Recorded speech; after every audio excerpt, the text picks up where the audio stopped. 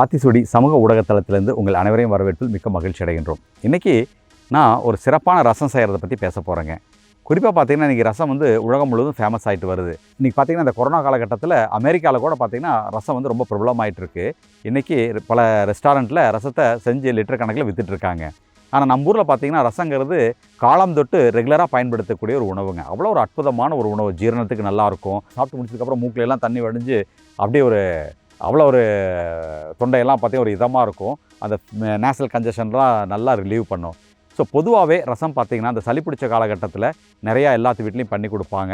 அதில் ஒரு சிறப்பான ரசம் பார்த்திங்கன்னா அந்த தூதுவளை ரசம்னு சொல்லுவாங்க. அந்த தூதுவளை தலை ரசம் பார்த்திங்கன்னா குறிப்பாக சளி பிடிக்கக்கூடிய காலகட்டத்தில் தூதுவளை தலை ரசம் ரொம்ப உதவியாக இருக்கும். அலர்ஜிக்கு ரொம்ப உதவியாக இருக்கும். ஆஸ்மா இருக்கக்கூடியவங்களுக்கு ரொம்ப உதவியாக இருக்கும். அது மட்டும் இல்லாமல் நம்ம எதிர்ப்பு சக்தியை நல்லா இம்ப்ரூவ் பண்ணுறக்கும் இந்த தூதுவளை ரசம் உதவியாக இருக்குங்கிறத சொல்கிறாங்க. ஸோ இந்த தூதுவளை ரசத்தை செய்கிறது எப்படிங்கிறத பார்க்கலாம் வாங்க.